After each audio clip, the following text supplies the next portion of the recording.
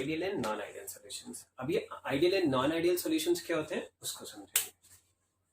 देखो, ideal and non ideal solutions को समझने के लिए सबसे पहले एक चीज दिमाग में बिठाओ कि इनको जो समझा गया है वो एक एग्जाम्पल के रिस्पेक्ट में समझा गया है।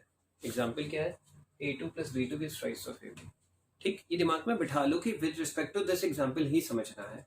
ठीक है, कि दो सब्सटेंस होंगे कंबाइंड होके एक नया सब्सटेंस बना रहे होंगे। ठीक, a2 plus b2 is twice of ab। Twice of ab ना बोल के ab तो बोल ही सकते हो। ठीक, इसके अंदर a इंटरेक्शन होंगे, इसमें bb, इसमें ab। अब depending upon these interactions he ideal and non ideal solutions को डिफाइन करा जाता है। कैसे? सीखिए, एक एक करके स्टार्ट करेंगे। सबसे पहले आइडियल सॉल्यूशंस। आइडियल सॉल्यूशंस कौन से सॉल्यूशंस होते हैं? आइडियल सॉल्यूशंस वो सॉल्यूशंस होते हैं जिसमें ये जितने भी इंटरेक्शंस हैं A B B and A B वो सब सेम होते हैं। याद रखिएगा, आइडियल वो है जिसमें सारे इंटरेक्शंस सेम होते हैं। नॉन आइडियल में A B B A B के इक्वल नहीं होंगे, आपस में इक्वल हो सकते हैं पर ए बी के इक्वल नहीं होंगे। ठीक, ये चीज याद रखना। अगर बाई चांस कभी एग्जाम में डिफाइन करने को आता है what are ideal and what are non ideal solution, तो आप विद रिस्पेक्ट टू फोर्सेस ही एक्सप्लेन करेंगे कि ideal solutions are those solutions जिसमें सारे इंटरेक्शंस इक्वल है, और नॉन आइडियल वो जिसमें ये इंटरेक्शंस इक्वल नहीं होते हैं। पर मेंशन करना कौन से इक्वल है। A interaction B B interaction equal to A B interaction ideal में। नॉन आइडियल में A and B B interactions are not equal to A B interactions. बस ऐसे बोलना होता है, आपस के लिए उनके कुछ नहीं होता। क्लियर है? आइडियल एंड नॉन आइडियल का एक पहला डिफरेंस।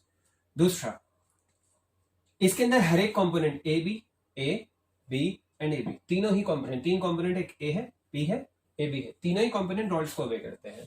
तीनों, तो जो रॉड्स को ओबे करेगा रॉड्स के अकॉर्डिंग प्रेशर आएगा। पी ए का प्रेशर कितना आएगा? पी नॉट ए एक्स है। बी का कितना आएगा? P naught B x B. और ए बी जो भी आपका सॉल्यूशन बनेगा उसका प्रेशर आएगा total P A plus P B.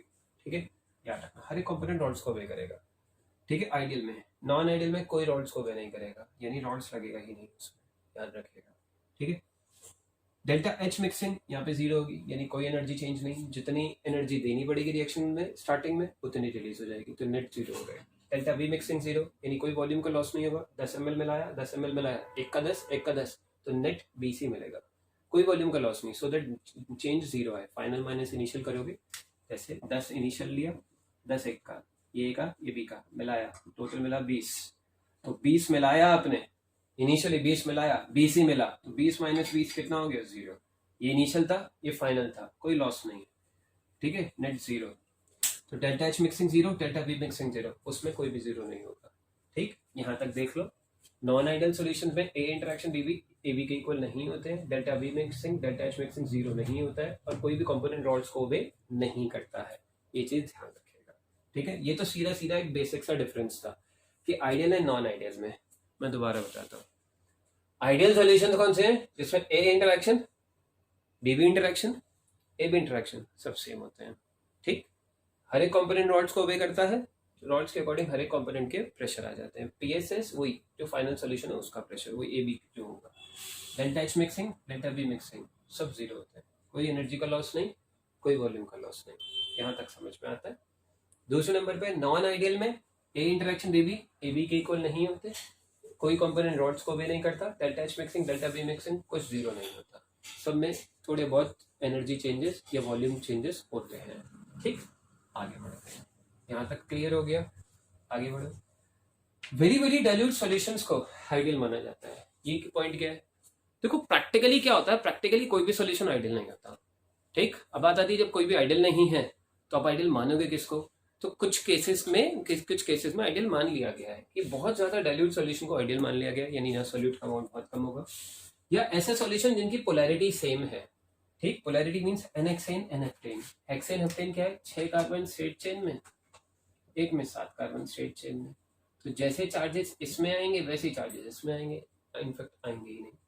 ठीक, तो solutions having nearly same polarity, methyl chloride methyl bromide, methyl मतलब हेक्साइल मिथाइल या बेंजाइल एक्साइल बेंजाइल एक्साइल नहीं, क्लोरो ऐसे समझो, क्लोरोबेंजीन और ब्रोमोबेंजीन, इस तरीके से ले लो। यानी ऐसा सॉल्यूशन जिनकी पोलैरिटी सेम हो उन्हें आइडियल मान लिया जाता है। ठीक, एक चीज आपने बहुत अच्छे से याद करनी है, इसकी जितने एग्जांपल्स आपको मिले कहीं से भी याद कर लीजिएगा।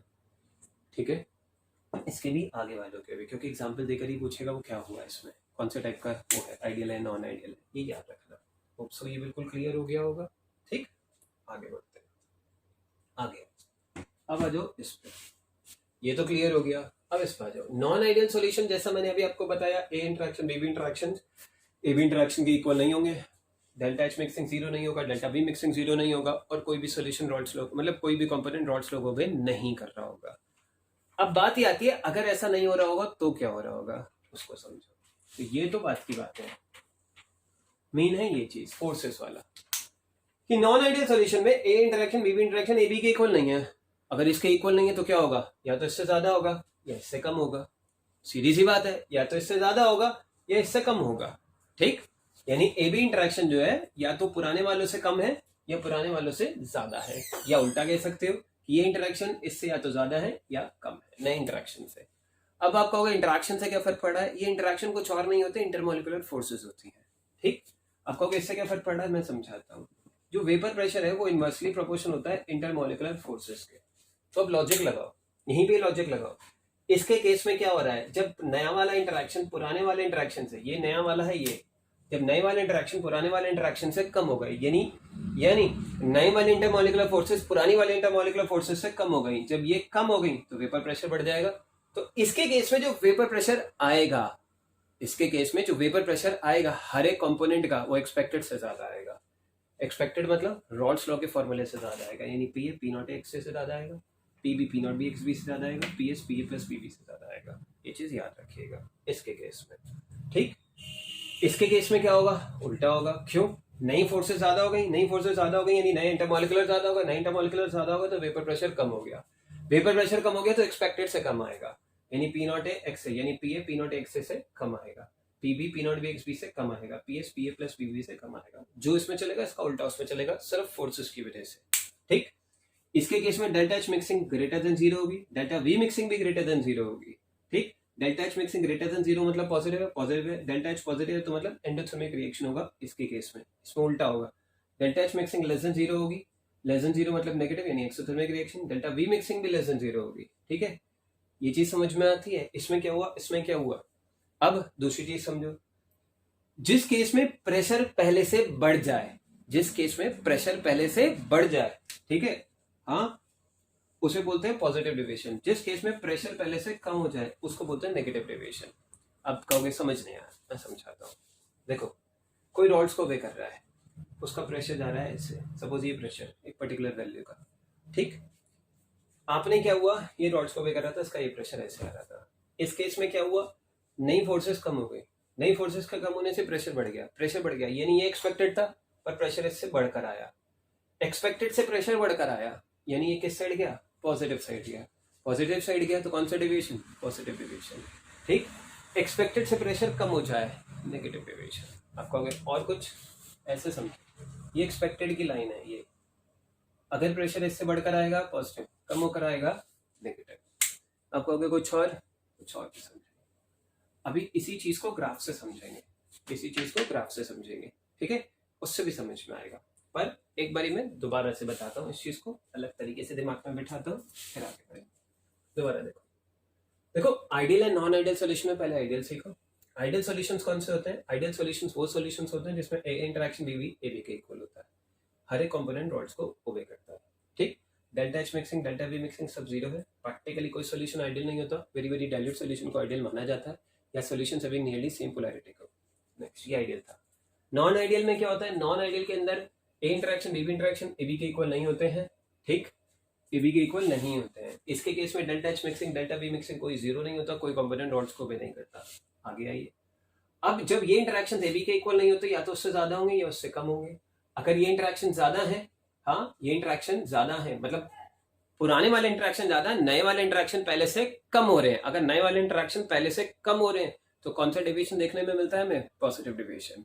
ठीक, पॉजिटिव डेविएशन। इसके केस में सारे प्रेशर रॉल्स लॉ से बढ़कर आते हैं।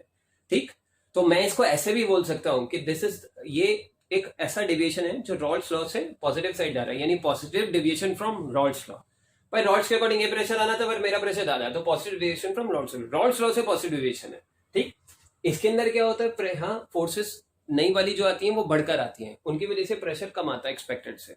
ठीक है, एक्सपेक्टेड मतलब रॉड्स से, रॉड्स के फॉर्मूले से जो प्रेशर आना है उससे प्रेशर कम होके आता है, तो इसको बोलते हैं negative deviation from rods law. तो ये जो डेविएशंस है ये फ्रॉम रॉड्स लॉ देखे जाते हैं कि फ्रॉम रॉड्स लॉ ये डेविएशंस हुए। इसके केस में delta H mixing greater than 0 है, delta H positive endothermic reaction, इसमें डेल्टा एच लेस देन 0 है, एक्सोथर्मिक रिएक्शन। ठीक, आगे बढ़ते हैं। अब इसी चीज को ग्राफ से देखते हैं, ठीक है, फिर क्वेश्चन देखेंगे। अब ग्राफ से क्या है उसको समझो।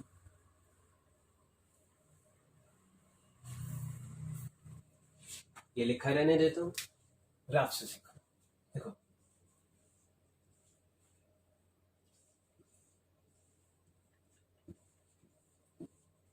एक चीज समझना, इधर है x equals to 1, x b equal to 0, यहाँ x equal to 0, x b equals to 1, सब में यही है, x equals to 1, x b equal to 0।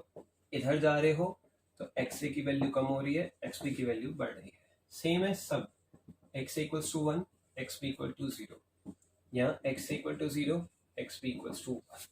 ठीक, सीधा सीधा बेसिक यूज करना है, कुछ नहीं करना। मुझे एक बात बताओ, यहाँ x इक्वल्स टू 1 है, यहाँ x b है, इस साइड प्रेशर आना है, यहां पर कौन है आपके पास, a है। अगर मैं PA equals to P nought A x A लगाऊं, ठीक, या PB equals to P nought B x B लगाऊं, रॉड्स लगाऊं सीधा सीधा, ठीक है, अगर सीधा सीधा रॉड्स लगाऊं तो मुझे एक बात बताओ, B0 XB0 तो PB0, तो यहाँ तो PB का प्रेशर है ही नहीं, एक्स ए कितना है यहाँ पे 1, तो ये 1 है, तो PA कितना आएगा P नॉट ए के इक्वल, यानी ये स्टार्ट होगा कहीं ऐसे, दिस इज P नॉट ए। यहाँ पे इधर जाओ, इधर इधर आ रहे हो, एक्स ए की वैल्यू कम हो रही है, अगर एक्स ए की वैल्यू कम होगी तो ऑब्वियसली पी ए कम होगा। ठीक, इधर आ रहे हो, एक्स बी की वैल्यू बढ़ रही है, ये बढ़ रही है तो पी भी बढ़ेगा, सीधा सीधा लॉजिक है।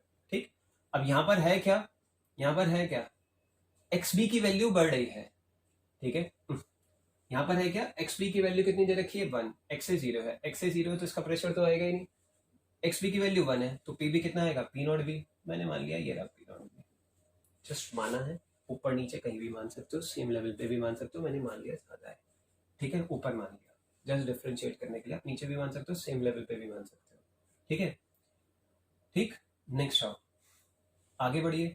अब ये तो हो गया इनिशियल का और फाइनल का, अब वेरिएशन कैसे होना है चेक करो।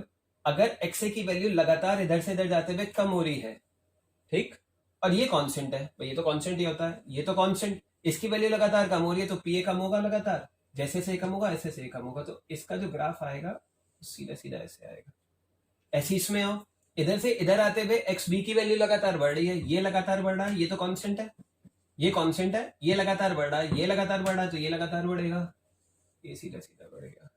ठीक, और आगे आओ, पीएस क्या होता है, पीए प्लस पीबी, पीएस क्या है, पीए प्लस पीबी, यानी PS is equal to PA plus PB. Initially कौन है आपके पास, पीए, पीबी 0 है तो ग्राफ यहां से स्टार्ट होगा, और फाइनली कौन है आपके पास, पीबी, तो ग्राफ यहां तक पहुंचेगा, यानी ग्राफ यहां से स्टार्ट होकर यहां तक पहुंचना है, सीधा सीधा, तो हम लोग का यहां से स्टार्ट होकर ग्राफ यहां पहुंचेगा, दिस इज पीएस, जो पीए प्लस पीबी के इक्वल आएगा। ये चीज समझ में आती है यार, देखो सीधी सी बात है, बच्चों वाली चीज है, इनिशियली ए है 1, एक्स ए है 1, ये भी 0, तो ये तो आएगा ही नहीं, जो प्रेशर आएगा पीए का वो कितना आएगा, इसे 1 कर दो, PA is equal to P nought, यहाँ पर एक्स ए 0 है तो अब ये नहीं आएगा, ये आएगा कितना, पी नॉट भी आएगा। ठीक, अब इधर से इधर जाओ, इधर से इधर जा रहे हो, एक्स ए की वैल्यू लगातार कम हो रही है, जब ये लगातार कम हो रहा है तो ये लगातार कम होगा, डिक्रीज हो गया। इस पे आओ, इधर से इधर आ रहे हो, एक्स बी की वैल्यू लगातार बढ़ रही है, 0 से 1 पहुंच रही है, जब ये लगातार बढ़ेगा तो ये बढ़ेगा, ये पहुंच गया। ठीक, पी एस क्या है, P A plus P B. ठीक, तो initially P A plus P B से यहाँ से स्टार्ट होना ही है, कैसे, पी बी 0 तो पी एस पी ए के इक्वल है, यानी यहाँ पे, और जब ये 0 तो यहाँ पे है। ठीक, तो ग्राफ यहाँ से आ जाएगा।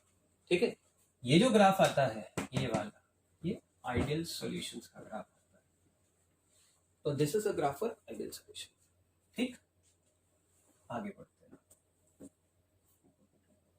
अब इस आइडियल को आप डॉटेड बना लो पहले से पहले, ठीक है, दोनों केस में कि भाई ये आना चाहिए। ठीक है, ये तो आइडियल के मैंने 3 बना दिए, ठीक है, ये तो प्रॉपर बना दिया, अब मैं इन पे जा रहा हूँ। ये कौन से हैं? ये डेविएशंस वाले हैं। इन्हें कैसे सीखा जाता है, इन्हें समझो। नॉन आइडियल के केस में क्या हुआ था, ए इंटरेक्शन बी बी इंटरेक्शन इसके इक्वल नहीं थे। इक्वल नहीं थे तो क्या केस था, या तो ज्यादा थे या कम थे। ठीक, मतलब मैं उल्टा बोलता हूँ। उल्टा क्या, नए वाले इंटरेक्शन या तो कम थे या ज्यादा थे। ये नए वाले इंटरेक्शन या तो कम थे या ज्यादा थे। ये कम होने की वजह से प्रेशर बढ़ गए थे एक्सपेक्टेड से बढ़ गए थे। मतलब ये एक्सपेक्टेड है, बढ़ गए मतलब ये ऐसे बढ़ा दो राइट साइड से, ये बढ़ गए। ठीक, अगर बढ़ गए थे, देखो एक्सपेक्टेड से प्रेशर बढ़कर आ रहा है, यहाँ इसे एक नंबर लाइन समझ लो, ऊपर पॉजिटिव है नीचे नेगेटिव, बढ़कर आ रहा है तो कौन सी साइड जा रहा है, पॉजिटिव साइड। इसको बोलते हैं पॉजिटिव डेविएशन। ठीक, इसमें आओ, इसके केस में क्या है, नए इंटरेक्शन पहले से बढ़ गए हैं। नए इंटरेक्शन पहले से बढ़ गए हैं तो वेपर प्रेशर कम हो गया है। वेपर प्रेशर कम हो गया है तो ये कुछ ऐसे देखने को मिलेगा। ठीक, यानी अगर ये नंबर लाइन मानो मैं ऊपर पॉजिटिव था तो नीचे नेगेटिव था। ठीक, तो ये कौन सा डेविएशन हुआ, नेगेटिव डेविएशन। यानी रॉड्स के अकॉर्डिंग ये ग्राफ था जो आइडियल में आया। ठीक, रॉड्स लॉ से जब डेविएशन हुआ तो या तो पॉजिटिव साइड गया या नेगेटिव साइड गया, या तो पॉजिटिव साइड गया या कहाँ गया, नेगेटिव साइड गया। पॉजिटिव साइड गया पॉजिटिव डेविएशन, नेगेटिव साइड गया नेगेटिव डेविएशन। तो दो तरीके के आपके पास डेविएशन निकल के आ गए, एक पॉजिटिव और दूसरा नेगेटिव। ठीक है, आगे बढ़ते हैं। अब यही चीज जो मैंने अभी आपको ऐसे पढ़ाई है, मैं इसे एक अलग तरीके से भी पढ़ा सकता हूँ। कैसे, चेक करिए। ये तो मैंने with the help of forces समझाई है। ठीक, मैं एक अलग तरीके से समझाता हूँ, थोड़ा सिंपल रहता है। ठीक है, सीखना ढंग से समझा। देखो, मैं मान के चलता हूँ आइडियल आपको पता है, ये ग्राफ है। ठीक, सीधा सीधा ये ग्राफ है, आइडियल आपको पता है। नॉन आइडियल में हमें एक चीज बहुत अच्छे से पता है कि आइडियल के केस में A interaction B interaction A B के इक्वल है। नॉन आइडियल में इक्वल नहीं है, नॉन आइडियल में इक्वल नहीं है। ठीक, या तो ज्यादा है या कम, या तो ज्यादा है या कम। अब आपको नहीं पता कि हाँ क्या है कैसे है, उसको समझो। देखो, ये नंबर लाइन मान लो, अगर प्रेशर इससे, अगर नॉन आइडियल की बात करें तो नॉन आइडियल में क्या होना है, नॉन आइडियल के केस में, नॉन आइडियल के केस में कोई भी कंपोनेंट रॉड्स को भी नहीं करेगा। जब रॉड्स को भी नहीं करेगा तो प्रेशर ये नहीं आएंगे, या तो इससे ज्यादा आएंगे या इससे कम आएंगे। ज्यादा आएंगे तो ऊपर आएंगे, ऊपर आए तो कौन सा डेविएशन, पॉजिटिव। नीचे आए तो कौन सा डेविएशन, नेगेटिव। अब बात आती है प्रेशर ऊपर कब आएगा, वो लॉजिक ये रखा हुआ है। प्रेशर ज्यादा कब होएगा, जब फोर्सेस कम होंगी। तो सीधा सीधा लॉजिक है पॉजिटिव डेविएशन में, हाँ पॉजिटिव डेविएशन में नई फोर्सेस कम होनी है। आपको अगर समझ में नहीं है मैं समझाता हूँ। देखो एक चीज समझो, ये नॉर्मल प्रेशर है रॉड्स के अकॉर्डिंग। अगर प्रेशर इससे ज्यादा आया, प्रेशर ज्यादा आया ऊपर की तरफ आया तो फोर्सेस कम होनी है, यानी इंटरमॉलिकुलर फोर्सेस क्या होनी है, कम होनी है। और प्रेशर ज्यादा आ रहा है तो कौन सा डेविएशन है, पॉजिटिव डेविएशन है। तो खाली ग्राफ से भी आप एनालिसिस कर सकते हो। इसमें समझो, इसमें क्या हो रहा है, अब इसमें तो प्रेशर ज्यादा था, अब इसमें क्या आ रहा है, प्रेशर कम आ रहा है। प्रेशर कम आने का मतलब क्या, इंटरमॉलिकुलर फोर्सेस ज्यादा रही होंगी तभी तो प्रेशर कम हुआ है। और इंटरमॉलिकुलर फोर्सेस ज्यादा हो जाएंगी तो कौन सा डेविएशन है, नेगेटिव डेविएशन। नहीं तो प्रेशर से देख लो, प्रेशर कम हुआ तो नेगेटिव डिवीजन है, सीधा सीधा है। तो चाहे आप फोर्सेस से कनेक्ट कर दो चाहे आप इससे कनेक्ट कर दो, पर ये सिर्फ एनालाइज करने का तरीका है। ठीक है, याद रखने का तरीका है। एक्चुअल में आप फोर्सेस से ही करेंगे हमेशा, हमेशा फोर्सेस से कनेक्ट करके प्रेशर पे लगाओ। जैसे वो पूछे आइडियल सॉल्यूशन कौन सा, अब बोलोगे जिसमें सारे इंटरेक्शन सेम।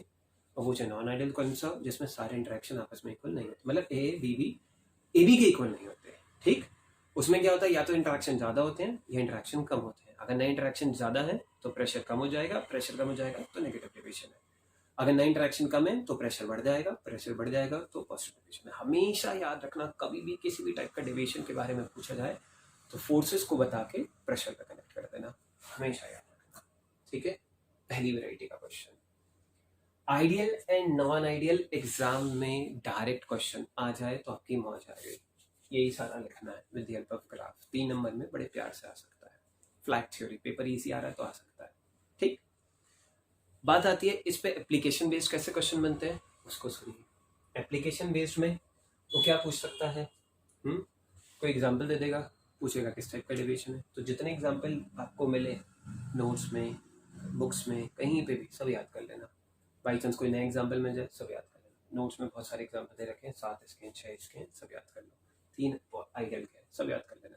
ठीक है, तो एग्जाम्पल रटा रटाया होगा तो सीधा सीधा आंसर है। ठीक, मैं रटे रटाए एग्जाम्पल को हटा के on the basis of forces भी बता सकता हूँ कैसे लिखना है, अभी बताऊंगा आगे।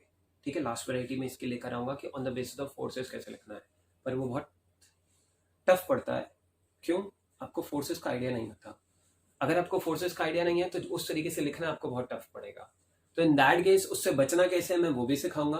ठीक है, और लिखना कैसे है मैं वो भी बताऊंगा। फिलहाल बेसिक क्वेश्चंस पे चलते हैं, फिलहाल कंसेप्चुअल क्वेश्चन जो इस पे बनते हैं। स्कूल कंपटीशन सब में एक जैसे ही है। सीखिए, पहला तो डायरेक्ट थ्योरी है। अब दूसरे क्वेश्चन पे चलते हैं। दूसरा क्वेश्चन क्या है?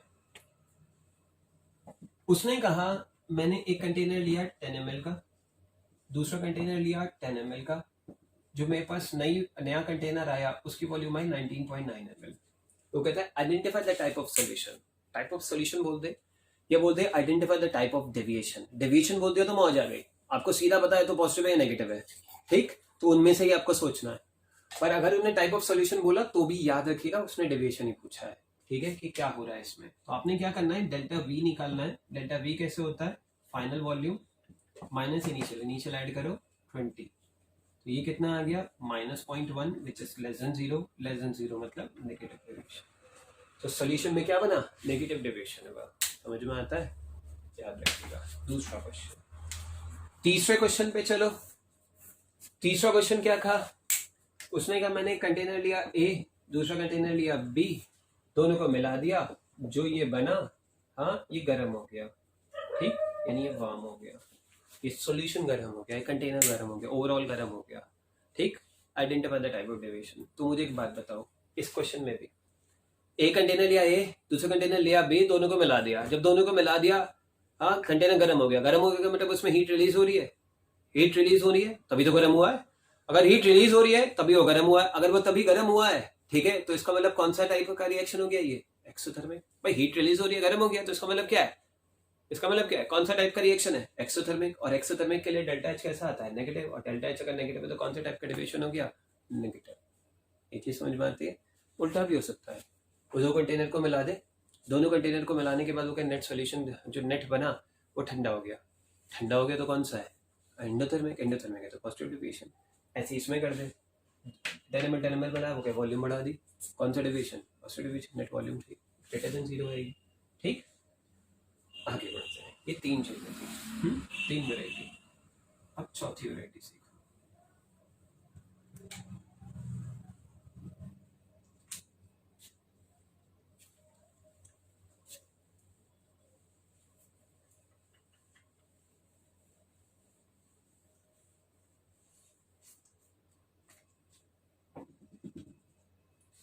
अब देखो जो चौथी वैरायटी आती है इसकी वो क्या आती है? Fourth variety. ढंग से सीखना, सबसे टफ यही पड़ती है। ठीक है, उसने मुझसे पूछा C2H5OH एंड साइक्लोहेक्सेन किस टाइप का डेविएशन है? पॉजिटिव डेविएशन है कि नेगेटिव डेविएशन है? ऑब्जेक्टिव में भी आता है और कंसेप्चुअल में भी आता है, दोनों में क्वेश्चन आता है। ठीक है, इस टाइप का बात ही आती है। देखो पहला तरीका सीधा सीधा कि अगर कंसेप्चुअल में आए और आपको बचना है इस क्वेश्चन के लॉजिक से, तो आपको क्या करना है? कंपटीशन में तो रट आया है, वहां तो लॉजिक पूछ ही नहीं रहा ना वो, और पूछ भी रहा है तो लिखना कैसे मैं आपको वो बता रहा हूँ। पहला तरीका, बचने का तरीका बता रहा हूँ। ठीक, कि अगर फोर्सेस का आपको आइडिया नहीं है ज्यादा, ठीक, तो कैसे लिखना है, फिर फोर्सेस का सिखाऊंगा। पहला तरीका क्या है? सीधा चेक करो, ये साइक्लोहेक्सेन है, ये इथेनॉल है। आपको ऑलरेडी एग्जांपल्स रटे हुए होने चाहिए। अगर आपको ऑलरेडी एग्जांपल्स रटे हुए हैं तो हमें बहुत अच्छे से पता है cyclohexane and ethanol positive deviation show करेंगे। हमें सीधा सीधा पता है कि पॉजिटिव डेविएशन शो करेंगे। वो पूछे क्यों करेंगे? हाँ, क्योंकि जो नए इंटरेक्शंस हैं, जो न्यू इंटरमॉलिकुलर फोर्सेस हैं, वो लेस है देन द ओल्डर वंस। ठीक, इसको ऐसे भी वर्डिंग्स में बोल सकता है, जो न्यू इंटरमॉलिकुलर फोर्सेस है बिटवीन साइक्लोहेक्सेन एंड इथेनॉल वो वीक है as compare to the forces between, किसी भी एक दे दे, दोनों दे दे, जनरली एक ही देगा। ठीक है, ऐसे दे दे कि देन द प्रीवियस वंस, कोई नाम दे देता है, पर्टिकुलर बोल दे, ऐसे। ये तो हो गया बचने का तरीका। आप कहोगे मतलब XYZ कोई भी एग्जाम्पल दे दे, एग्जाम्पल दिया, आपको ऑलरेडी याद है, आपको ऑलरेडी पता चल गया कौन से टाइप का डेविएशन है, पॉजिटिव है कि नेगेटिव है, ये आपको ऑलरेडी पता चल गया। ठीक, डेविएशन आपको पता है तो आपको ये भी पता है इंटरमॉलिक्यूलर फोर्सेस कैसे हैं। ठीक, सीधा सीधा लॉजिक है, ये बचने का तरीका है। कंसेप्चुअल आता है, ऐसे ही करना है, ऐसे ही करिएगा। ठीक, कब? जब आपको फोर्सेस का आइडिया ना हो। अगर फोर्सेस का आइडिया है तो फोर्सेस से कर लेना, पर अगर फोर्सेस का आइडिया नहीं है तो ऐसे ही करिएगा, मार्क्स मिलेंगे, बड़े प्यार से मार्क्स मिलेंगे, कोई गलती नहीं होगी, मार्क्स आराम से मिलेंगे। ठीक है, आपको नहीं कि मुझे तो उसका बेसिक भी सिखा दो, ठीक, डिटेल में समझा दो कैसे देखा जाता है, क्या आता है, उसको सीखिए ढंग से। ये तो एक तरीके से हो गया भेड़ना है कि भाई आंसर आ जाए, नंबर मिल जाए उसका, कि आप एग्जाम्पल्स पहले से याद कर लो। अगर आपको पहले से एग्जाम्पल याद है तो पहले से पता है डेविएशन कौन सा है, डेविएशन पता है तो फोर्सेस तो उसके अकॉर्डिंग आ जाएंगी। पॉजिटिव है तो नई फोर्सेस कम होगी, नेगेटिव है तो नई फोर्सेस ज्यादा होगी, बात ही खत्म होगी। ठीक, ये तो हो गया ऐसे कि थ्योरी में कैसे लिखना है। ऑब्जेक्टिव है तो सीधा सीधा रटा रटाया होता है, पर ऑब्जेक्टिव में एक जगह फंस जाते हैं, या कंसेप्चुअल में भी एक जगह फंस सकते हैं। कब? जब उनकी डेप्थ में चला जाए। डेप्थ में कैसे? इनके फोर्सेस पे चला जाए। अब इनकी फोर्सेस पे जाना है, सीखो कैसे लिखा जाता है, ढंग से सुनना। ये है इथेनॉल।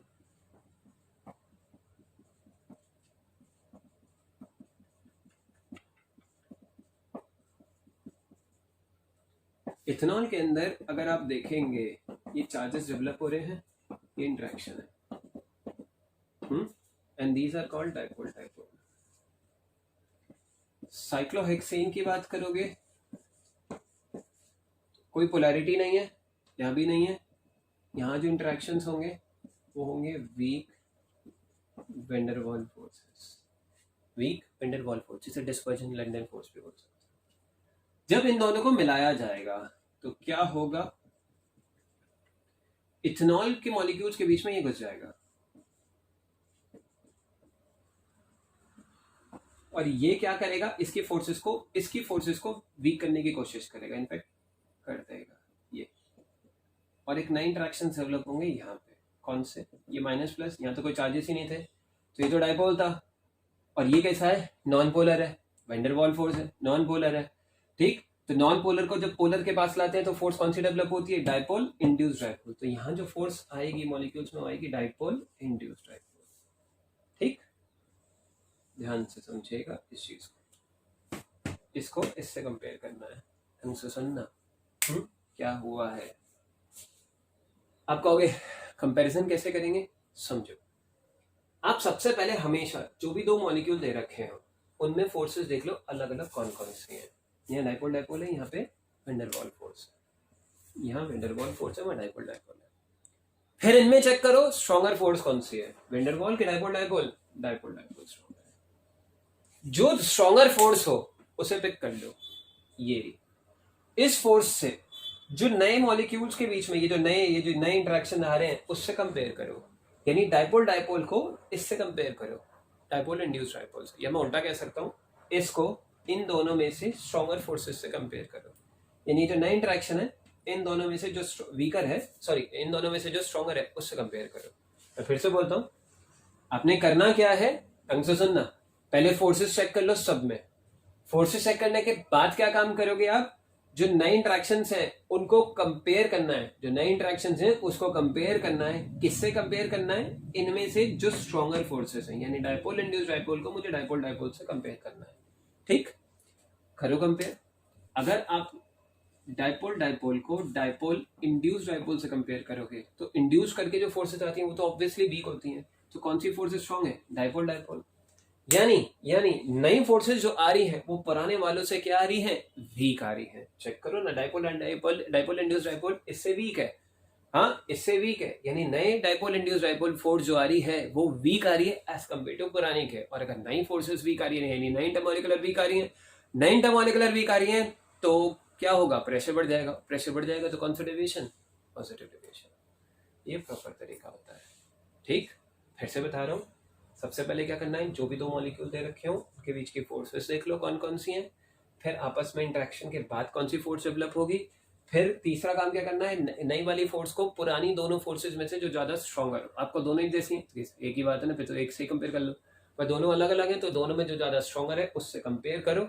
कि भैया कैसा इंटरेक्शन डेवलप हुआ। ठीक, अगर नया वाला इंटरेक्शन पुराने वाले इंटरेक्शन से क्या हो रहा है, अगर नया वाला इंटरेक्शन पुराने वाले इंटरेक्शन से वीक है तो पॉजिटिव डिविजन, नया वाला इंटरेक्शन पुराने वाले से स्ट्रॉन्गर है तो नेगेटिव इंटरेक्शन, नेगेटिव डिविजन। सीधा सीधा बात है, ये वीक पॉजिटिव डिविजन, ये स्ट्रॉन्ग नेगेटिव, बात खत्म हो गई। ये प्रॉपर तरीका होता है।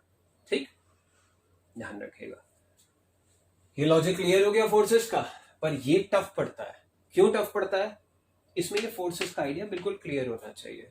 अगर ये फोर्सेस का आइडिया नहीं है क्लियर तो ये चीज समझ में नहीं आती है। ठीक है, ये समझ में तभी आएगा जब 11th में केमिकल बॉन्डिंग या स्टेट्स ऑफ मैटर, जिसमें भी आपने फोर्सेस पढ़ी हो, dipole dipole dipole induce dipole, सारी फोर्सेस का लॉजिक बिल्कुल क्लियर है। ठीक, तो जब आप इसको पढ़ें और अगर आपको फोर्सेस के बेस पे करना है, हाँ, तो एक बार फोर्सेस रिवाइज कर लेना। ठीक है, आज तक फोर्सेस के बेस पे इस तरीके से तो फंसाया नहीं गया है। हाँ, ऐसे जरूर है, एग्जाम्पल देके जरूर पूछ रखा है, बट फोर्सेस के बेस पे डायरेक्ट नहीं फंसाया गया है। ठीक है, आगे बढ़ते है भी तो सिंपल है, फंसाया नहीं, फंसा दें तो बता दें। ठीक, तो आपने इसमें क्या क्या करना है? पहली चीज, सारी थ्योरी याद करिए। आइडियल नॉन आइडियल में डिफरेंस क्या है, नॉन आइडियल के बाद पॉजिटिव नेगेटिव डेविएशन क्या है, दोनों के सारे एग्जांपल्स के साथ उसको बिल्कुल अच्छे से लर्न कर ले जाए। पहला काम ये करिएगा। क्यों? लर्निंग से ही केमिस्ट्री में 80 to 90% क्वेश्चंस हो जाते हैं, 90% तो हो ही जाते हैं। ठीक है, लर्निंग से 10% जो बचते हैं वो लॉजिक क्लियर है, लर्निंग अच्छे से करिए, अप्लाई करना आता है तो वो 10% भी हो जाते हैं। तो पहली चीज याद अच्छे से करिएगा।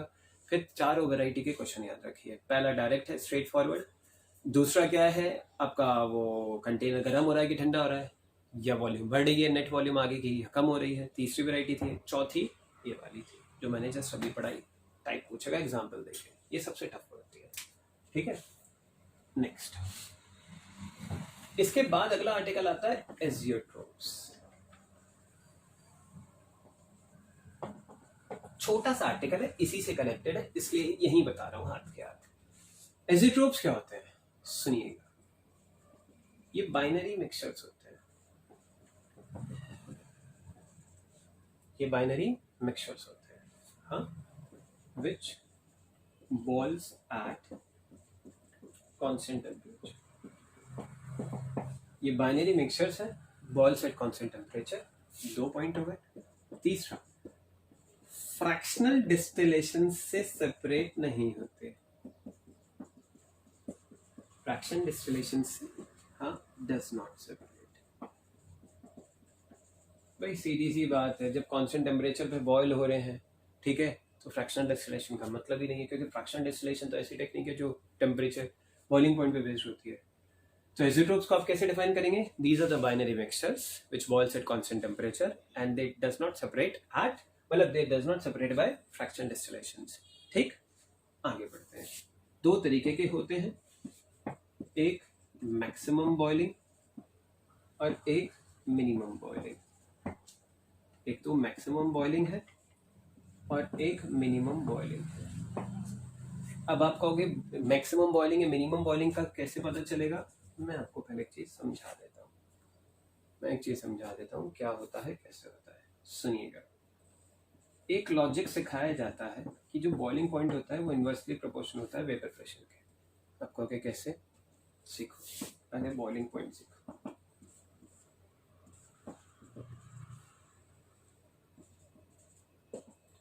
देखो, हम सबको पता है कि जो वेपर प्रेशर है वो टेम्परेचर के डायरेक्टली प्रोपोर्शनल है। ठीक, अब वेपर प्रेशर, टेम्परेचर और बॉइलिंग पॉइंट कैसे कनेक्ट होते हैं समझो। बॉइलिंग पॉइंट बेसिकली वो टेम्परेचर होता है जब किसी भी लिक्विड का वेपर प्रेशर एटमॉस्फेयर के इक्वल हो जाता है। दोबारा से सुनो, बॉइलिंग पॉइंट बेसिकली वो टेम्परेचर होता है जब किसी भी लिक्विड का वेपर प्रेशर जब किसी भी लिक्विड का वेपर प्रेशर किसके इक्वल हो जाता है?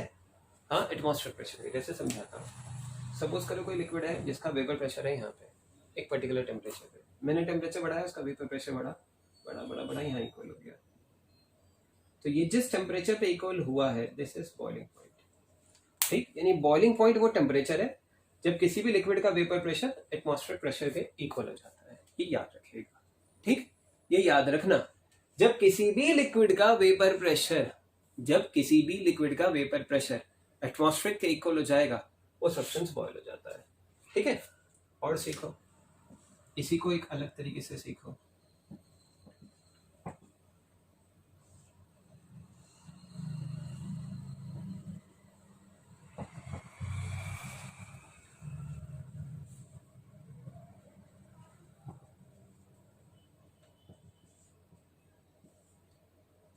अब बात ही आती है कि वेपर प्रेशर में और बॉइलिंग पॉइंट में क्या रिलेशन होता है, उसको समझो, उसको भी समझो। मैंने आपको दो लिक्विड दिए, एक ए और एक बी। ए का वेपर प्रेशर ज्यादा है, बी का वेपर प्रेशर कम है। मैंने दोनों के टेम्परेचर बढ़ाया, इसका भी टेम्परेचर बढ़ाया, यहाँ जाके इक्वल, मतलब यहाँ इक्वल हुआ इस टेम्परेचर पे, ये बॉइलिंग पॉइंट ऑफ ए आ गया। बी का टेम्परेचर बढ़ाया, ए यहाँ के इक्वल है, this is boiling point of A, ये बॉइलिंग पॉइंट ऑफ ए, ये बॉइलिंग पॉइंट ऑफ बी। अब जरा चेक करना किसका वेपर प्रेशर ज्यादा था, ए का, मगर किसका बॉइलिंग पॉइंट ज्यादा आया है, बी का। देखो ए का तो वेपर प्रेशर ज्यादा है मगर बी का बॉइलिंग पॉइंट ज्यादा है। ठीक, मैं दोबारा बोलता हूँ, ए का वेपर प्रेशर ज्यादा है मगर उसका बॉइलिंग पॉइंट कम है, बी का वेपर प्रेशर कम है मगर उसका बॉइलिंग पॉइंट ज्यादा है। यानी जिसका वेपर प्रेशर ज्यादा आ रहा है उसका बॉइलिंग पॉइंट कम आ रहा है।